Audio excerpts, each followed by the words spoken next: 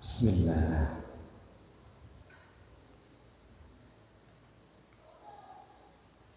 Alhamdulillah Rabbil Alamin. Wassalatu wassalamu ala sayyidina wa habibina wa syafi'ina wa qurrati a'yunina wa nuri qulubina wa maulana Muhammadin imamil anbiya'i wal mursalin wa qaidil ghurril muhajjalin وعلى آله وصحبه الطيبين الطاهرين اللهم لا سهل إلا ما جعلته سهلا وأنت يا حي يا قيوم تجعل الحزن إذا شئت سهلا اللهم ارزقنا الإخلاص في النية والقول والعمل ونعوذ بك من حال أهل النار آمين. بسم الله. قال العلامة أبو جعفر الطحاوي رحمه الله تعالى لأن العلم karena sesungguhnya ilmani itu dua macam ilmu. Ilmun fil khalqi mawjudun. Yang pertama ilmu pada makhluk mawjudun yang ada. Wa ilmun dan ilmu yang kedua ilmu fil khalqi pada makhluk mafqudun itu tidak ada.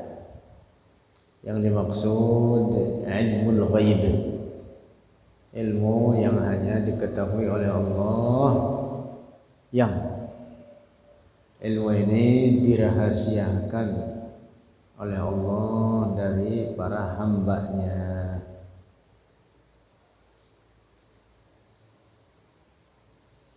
Fa'inkarul ilmi mawjudi, fa'inkarul ilmi maka mengingkari ilmu al-mawjud yang ada, yang mawjud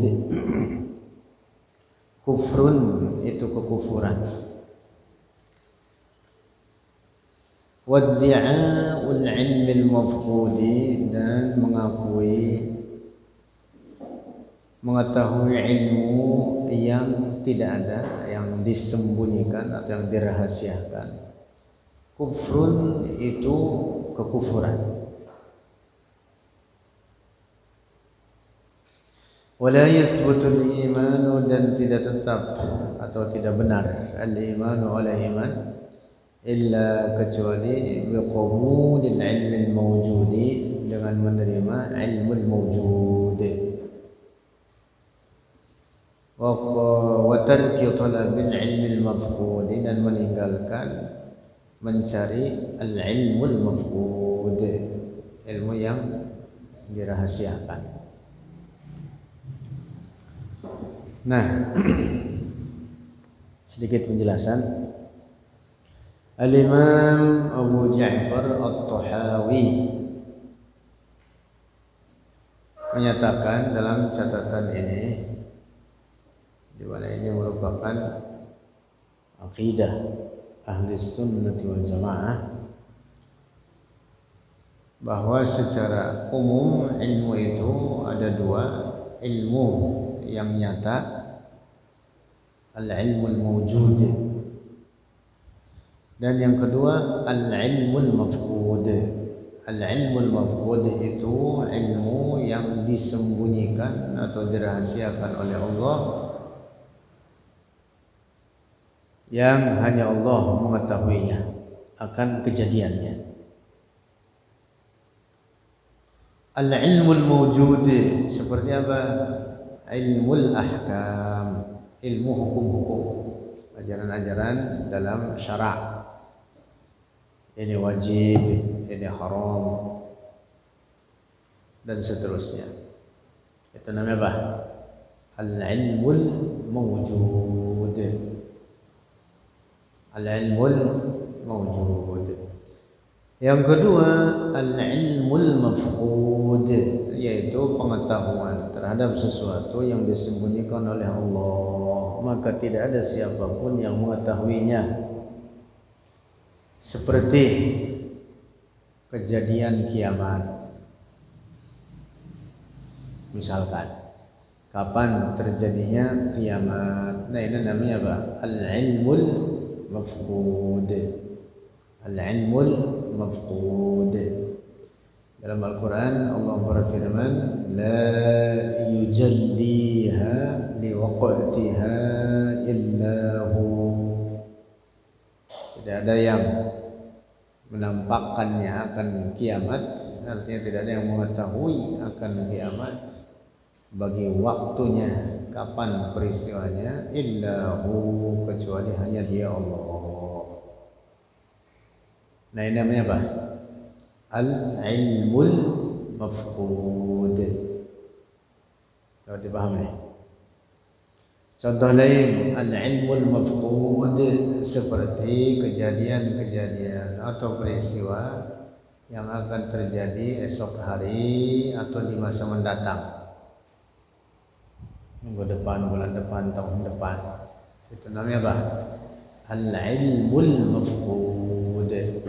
Pengetahuan yang disembunyikan atau dirahasiakan oleh Allah dari makhluknya. Karena itu dalam Al-Quran Allah berfirman, wa ma tadri nafsum madza taksibu ghadan, dan tidak ada satu jiwa pun yang mengetahui apa yang akan dia kerjakan esok hari. Nah, ini namanya apa?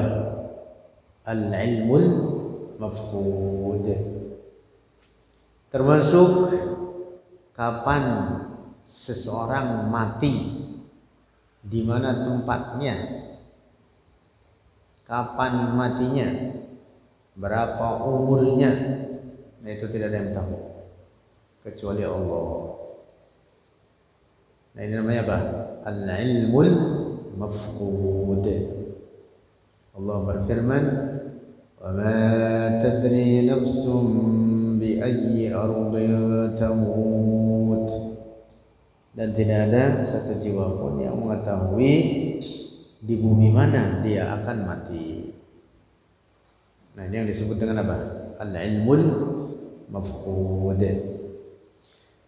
Nah, Al-Imam Abu Ja'far At-Tahawi rahimahullah mengatakan, ingkarul ilmil mawjud kufrun. Mengingkari al-ilmul mawjud adalah kekufuran. Paham? Jelaskan itu. Ini mengingkari misalkan hukum-hukum yang dibawa oleh Rasulullah, itu namanya al-ilmul mawjud. Tertera dalam Al-Quran, tercantum dalam hadis-hadis Rasulullah, tegas penyebutannya. Itu namanya apa? Al-ilmul mawjud. Nah, orang yang mengingkari al-ilmul mawjud ini, maka itu adalah kufur. Orang yang mengingkarinya dihukumi kafir. Waddi'a'ul ilmil mafqud kufrun. Demikian pula sebaliknya, orang yang mengaku-ngaku mengetahui akan al-ilmul mafqud, maka itu juga kekufuran. Paham ya? Ada orang misalkan dia menerawang peristiwa-peristiwa yang akan terjadi masa mendatang, paranormal. Lalu dia meyakini pada dirinya bahwa dia mengetahui peristiwa-peristiwa yang akan terjadi masa mendatang. Ini orang dihukumi kafir. Ini orang dihukumi kafir. Jelas Al-Quran menegaskan, wa ma tadri nafsum madza taksibu ghadan. Tidak ada satu jiwa pun yang mengetahui apa yang akan dia kerjakan esok hari. Tidak ada yang mengetahui peristiwa mendatang apapun. Tidak ada yang tahu.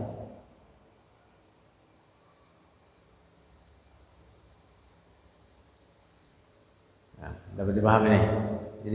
Jadi jelas nih perkataan Imam Tahawi, ingkar al-ilm al-mawjud kufrun, iddia' talab al-ilm al-mafqud iddia al-ilm al-mafqud, mengaku-ngaku dia mengetahui, dapat meraih al-ilm al-mafqud, juga kufur.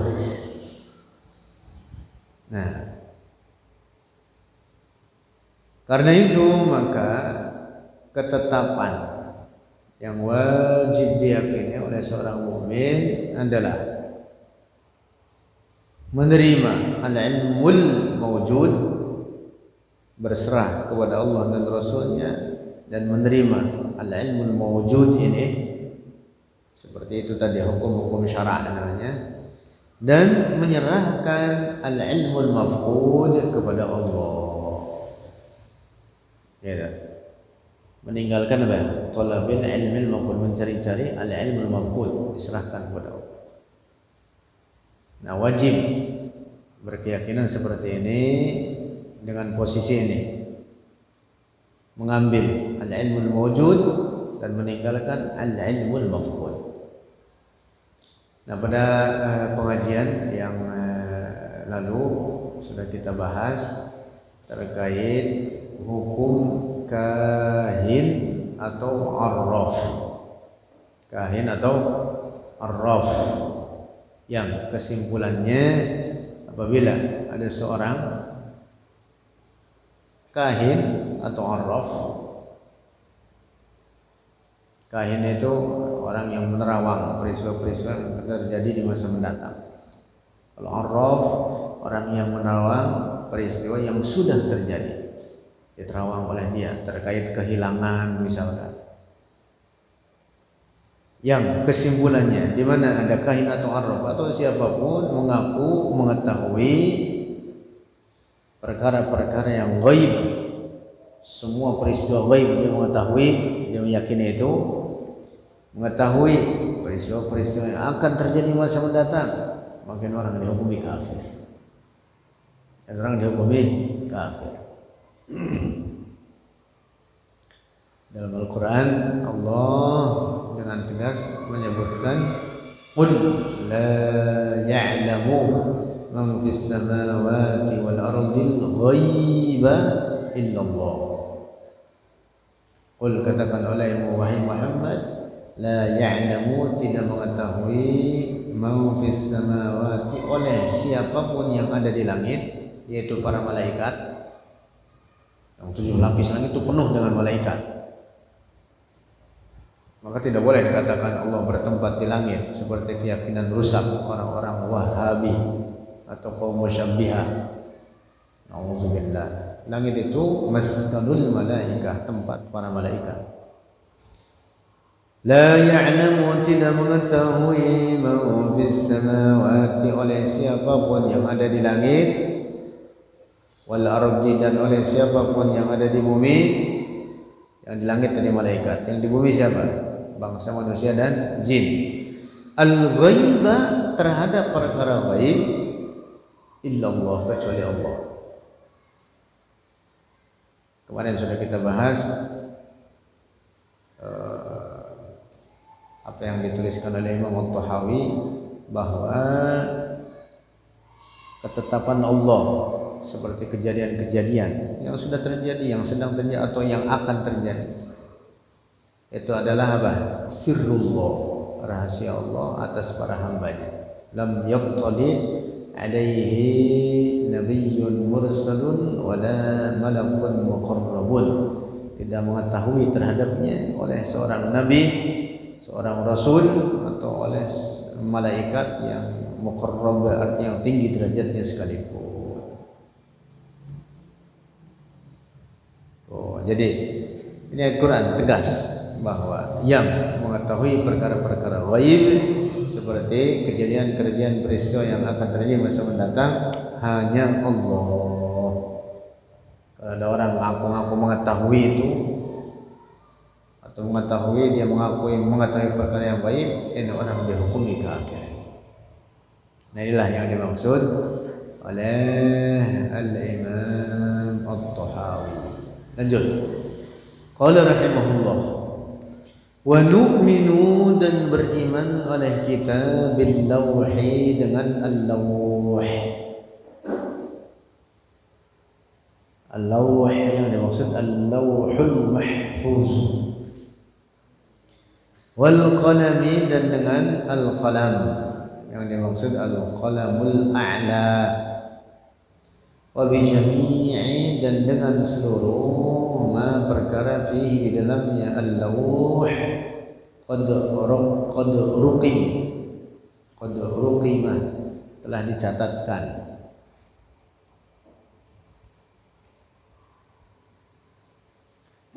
Ada ciptaan Allah yang namanya apa? Al-lawh dan al-qalam. Al-lawh itu makna harfiahnya papan. Makna harfiahnya lawh. Kayak papan tulis disebutnya apa? Lawh. Hiasan di dinding dalam bentuk pakai figura gitu, disebut apa? Lawhah.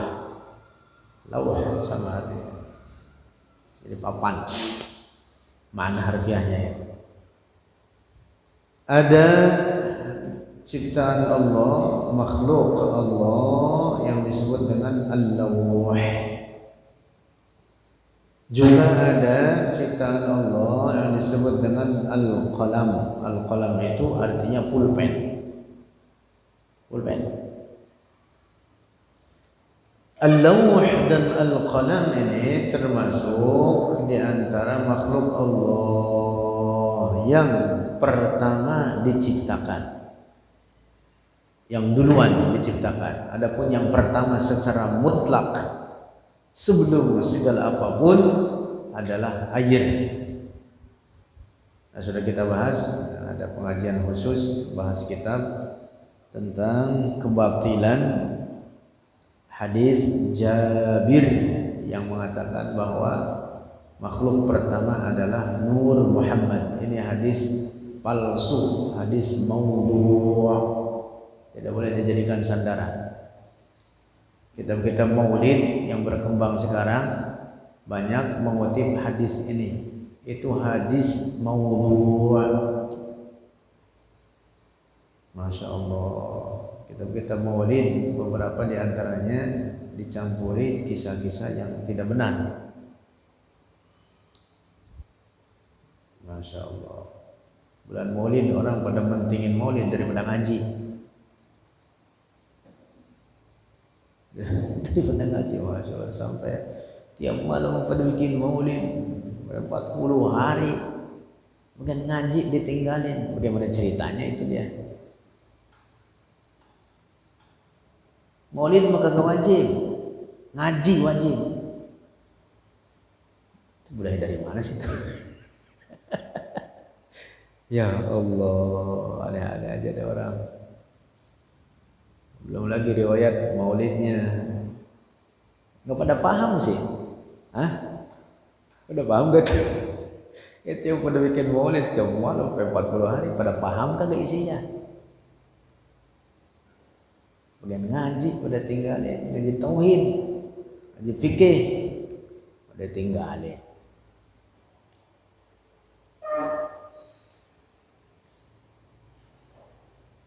Ada makhluk Allah yang disebut dengan apa? Al-lawhul mahfuz dan al-qalamul a'la. Nah, ini termasuk yang awal-awal atau duluan diciptakan oleh Allah setelah air. Setelah apa? Air. Air duluan, mutlak air. Kemudian arasy. Nah, kemudian Al-Lawhul Mahfuz dan Al-Qalamul A'la.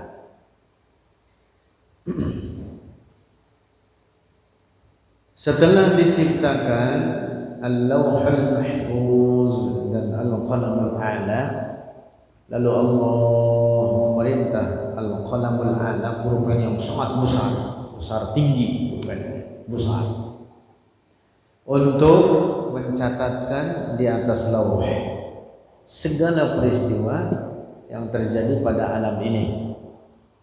Maka wa yakun ila yaumil qiyamah. Dalam hadis diriwayatkan gitu. Segala peristiwa yang terjadi pada alam ini Allah merintah Al-Qalamul A'la untuk mencatatkan itu di Al-Lawh. Maka pulpen yang besar tersebut kemudian mencatatkanlah tanpa ada yang memegangnya. Mencatatkan sendiri setiap peristiwa apapun yang terjadi pada alam ini sampai hari kiamat. Sampai hari kiamat. Adapun kehidupan akhirat yang tanpa penghabisan tidak tercatat. Kehidupan akhirat orang mukmin di surga dengan segala kenikmatan di dalamnya sampai tanpa penghabisan itu tidak tercatat di Allahul Mahfuz. Yang tercatat di Allahul Mahfuz adalah peristiwa sampai hari kiamat. Nah, jadi setiap peristiwa itu tercatat di sana di Allahul Mahfuz. Nah, kita wajib beriman dengan adanya Al-Qalamul A'la ini dan Al-Lawhul Mahfuz ini, juga beriman dengan segala apa yang telah dicatatkan di Al-Lawhul Mahfuz tersebut.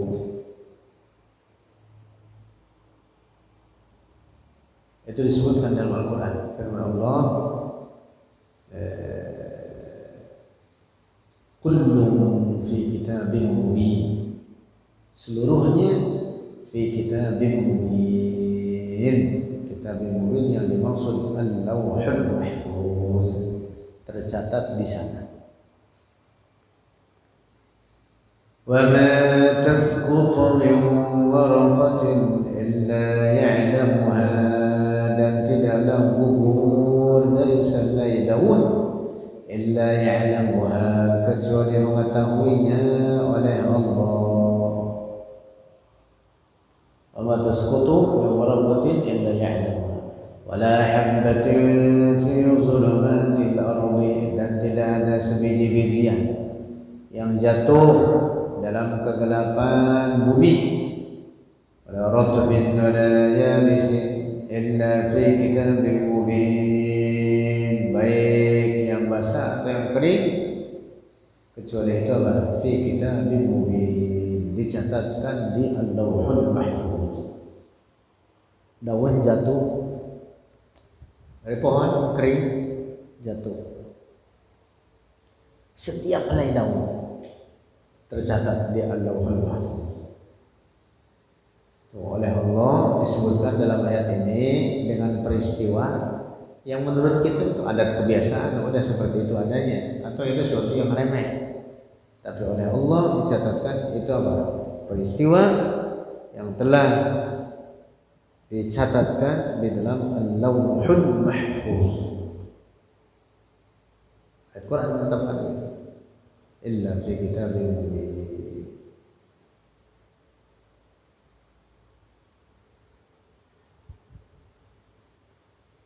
Dan beberapa ayat lainnya menegaskan bahwa segala apapun yang terjadi pada alam ini telah tercatat di Al-Lawhul Mahfuz.